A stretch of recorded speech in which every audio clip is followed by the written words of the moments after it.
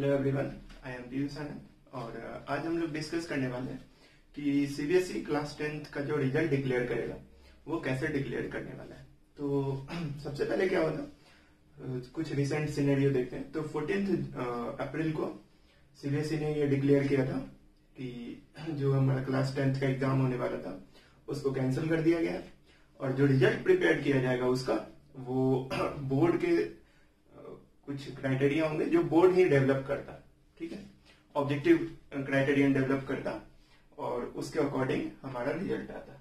अभी कल 1 मई को ये नोटिफिकेशन आया है कि ये जो क्राइटेरिया था वो स्कूल को वो करना है, मतलब बोर्ड ने क्राइटेरिया तो बता दिया है लेकिन वो स्कूल के थ्रू वो होगा।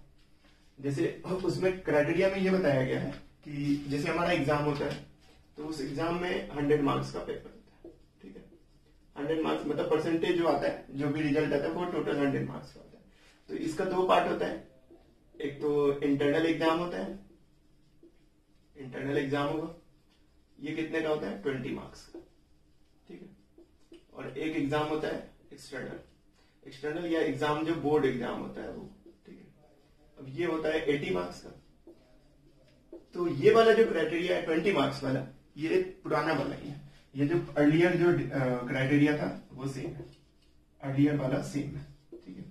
जो तुम्हारा जो भी प्रैक्टिकल्स वगैरह हुआ होगा उसके अकॉर्डिंग बनता है। अब ये जो 80 मार्क्स वाला है ना, इसको कैसे किया गया है ये देखो। इसमें बताऊंगा अभी, ये 3 तरह के इसमें वो आएंगे। पीटी पीरियोडिक टेस्ट जो होता है, हाफ ईयरली जो एग्जाम होते हैं तुम्हारे वो, और साथ में प्री बोर्ड्स, ये 3 एग्जाम होगा, ठीक है। ये जो तुम्हारा एग्जाम हुआ है पूरे सेशन में, पीरियोडिक टेस्ट हुए होंगे, हाफ ईयरली हुए होंगे और प्री बोर्ड हुए होंगे। तो जैसे 80 मार्क्स का पेपर है तो 10 मार्क्स दिया जाएगा पीरियोडिक से, हाफ ईयरली से 30 और प्री बोर्ड से 40 मार्क्स दिया जाएगा। टोटल कितना हो जाएगा 80। तो इसमें क्या क्या बताया गया है इसी को अच्छे से ध्यान से समझना है कि 10 मार्क्स जो होगा वो पीरियोडिक टेस्ट के अकॉर्डिंग होगा। अब जैसे मान लो तुम्हारे स्कूल में 2 पीरियोडिक टेस्ट हुए होंगे, तो इसमें बताया गया है लेट अस कंसीडर PT1 और PT2 हुआ होगा और ऐसा हुआ है। इसमें 10 में तुम्हारा 8 आया है मान लो और PT2 में 9 आया है, ठीक है। ये जो हाफ ईयरली हुआ है इसमें भी 2 एग्जाम हुए हैं तुम्हारे स्कूल में, या मान लो 3 एग्जाम हुए हैं, half yearly 1, half yearly 2, half yearly 3, ऐसा 3 एग्जाम हुआ है तुम्हारे में। या फिर मान लेते हैं 2 ही होता है क्योंकि हाफ ईयरली 2 ही एग्जाम नॉर्मली होते हैं। तो इसमें मान लो 30 में तुम्हारा 28 है और इसमें 25 है, ठीक है। और प्री बोर्ड तुम्हारे स्कूल में भी लेट अस कंसीडर 2 ही हुए, प्री बोर्ड 1 और प्री बोर्ड 2। प्री बोर्ड 1 में तुम्हारे 35 है और इसमें 38 है, ऐसे 3 एग्जाम हुए हैं। तो इसमें बोर्ड ने बताया कि ये तुम्हारे स्कूल वाले डिसाइड करेंगे, आइदर या तो इनमें जो भी एग्जाम्स हुए पर्टिकुलर सेक्शन में उनमें से बेस्ट ऑफ द 2 या बेस्ट ऑफ द 3 जितने एग्जाम्स हुए हैं। जैसे पीरियोडिक 2 हुआ है तो इसमें से बेस्ट ऑफ द 2 होगा, हाफ ईयरली 2 हुआ है तो इनमें से भी बेस्ट ऑफ द 2। मान लो ये किसी में 3 हुआ है तो तीनों का बेस्ट ये स्कूल डिसाइड करेगा। या फिर स्कूल ये भी डिसाइड कर सकता है कि इन तीनों का एवरेज ले लो, या 2 है तो दोनों का एवरेज ले लो, मतलब इन दोनों का एवरेज ले लो और फिर 10 में से जितने मार्क्स आए वो दो, इनका एवरेज लेके दो या फिर इनका एवरेज दो।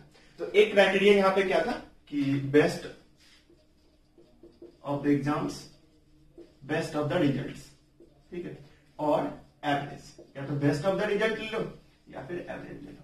अब ये तुम्हारा स्कूल वाला डिसाइड करेगा। अब कई लोग ये सोच रहे होंगे कि हमने तो एग्जाम ही नहीं दिया, या फिर कई लोग ये भी सोच रहे होंगे कि हमारे स्कूल में ये पेपर्स ही नहीं हुए। हो सकता है किसी स्कूल में कोरोना के कंडीशंस के कारण से या फिर ऑनलाइन वैसा सिस्टम नहीं बन पा रहा होगा, या फिर किसी स्कूल में प्री बोर्ड वो हो गया होगा, ऑफलाइन हुआ होगा, स्कूल में जाके एग्जाम देना होगा, या किसी स्कूल में ऑनलाइन हुआ होगा।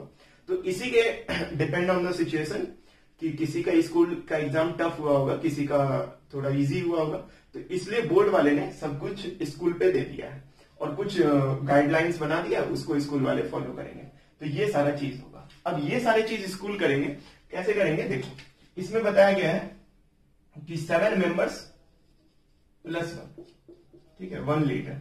अब ये लीडर कौन है, स्कूल के प्रिंसिपल होंगे, ठीक है, ये स्कूल के प्रिंसिपल रहेंगे। 7 मेंबर्स में से कौन कौन होंगे, 2 मेंबर्स होंगे आउटसाइडर, एक्सटर्नल, ठीक है, जो किसी दूसरे स्कूल से बुला के लिया गया होगा। मतलब ये टीचर्स हैं, 2 एक्सटर्नल होंगे और 5 मेंबर स्कूल के होंगे। ये 5 मेंबर में एक तो मैथ्स के होंगे, एक साइंस के होंगे, एक सोशल साइंस के होंगे, ठीक है, और 2 तुम्हारे लैंग्वेज के होंगे। ये 5 हो गए और 2 मेंबर्स होंगे एक्सटर्नल और एक प्रिंसिपल होगा।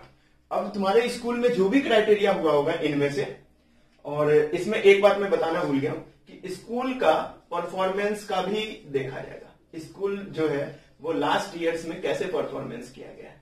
स्कूल का परफॉर्मेंस बोलने का बच्चा है कि मतलब है कि उस स्कूल में जितने भी स्टूडेंट थे लास्ट ईयर या उससे पिछले के लास्ट ईयर्स में, तो उनका परफॉर्मेंस कैसा है, मतलब सारे का रिजल्ट को एग्रीगेट करके निकालना होगा। जितने भी स्टूडेंट्स होंगे पिछले साल उन सबका जो रिजल्ट आया उसको टोटल नंबर ऑफ स्टूडेंट से डिवाइड करके वो एग्रीगेट निकलता है।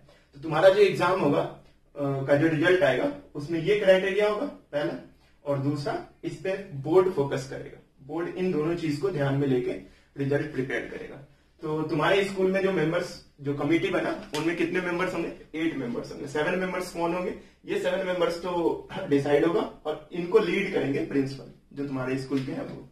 तो 2 मेंबर होंगे एक्सटर्नल के, 5 मेंबर में ये सारे होंगे, और ये सारे इन क्राइटेरिया में से जो भी फॉलो कर रहे हैं उनको लिखेंगे और उसको रिकॉर्ड के लिए रखेंगे, ताकि बाद में कोई मैटर होता है इससे रिलेटेड तो रिकॉर्ड में सारे स्कूल्स के पास रहेगा। और ये सारी चीज को स्कूल को अपलोड करना है, सीबीएसई को ये सारी चीज को प्रोवाइड करना है। इसमें ध्यान रखना है इंटरनल वाला जो था ना वो सेम जो भी तुम्हारा रिजल्ट आया होगा, इनफैक्ट अब तक तो अपलोड भी हो गया होगा, तो इसके अकॉर्डिंग होगा। अगर मान लो किसी स्कूल ने इनमें एग्जाम्स नहीं ले पाए, या फिर कोई बच्चा होगा जो एग्जाम ही नहीं दिया गया होगा, कोई भी एग्जाम नहीं हुआ होगा स्कूल में, इसमें एक लिखा हुआ है कि स्कूल में किसी कारणवश कोई भी एग्जाम नहीं हुआ होगा, ना ही पीटी हुआ होगा, ना ही हाफ ईयरली हुआ होगा, ना ही प्री बोर्ड्स हुए होंगे, या फिर कोई ऐसा बालक है जो कोई भी एग्जाम नहीं दिया गया होगा, तो उस केस में स्कूल के टीचर्स टेलीफोनिक इंटरव्यू करेंगे, टेलीफोनिक कॉल करके, टेलीफोनिक करके वहां से उसके रिलेटेड ऑब्जेक्टिव क्वेश्चन पूछ के और उसका असेसमेंट प्रिपेयर करेंगे, मतलब उनका रिजल्ट प्रिपेयर करेंगे। अब ये सारा चीज सीबीएसई को भेज दिया जाएगा और सीबीएसई 20 जून तक ये सारा चीज स्कूल जो रिजल्ट है तुम्हारा वो डिक्लेयर करेगा। तो इसमें ध्यान रखने वाली क्या बात है कि अगर मान लो किसी बालक को कंपार्टमेंट आ गया, ठीक है, अगर कंपार्टमेंट आता है तो कंपार्टमेंट जब आएगा तो उसके बाद उसको ऑनलाइन या ऑफलाइन ऑब्जेक्टिव एग्जाम देना होगा। किस पे बेस्ड होगा वो?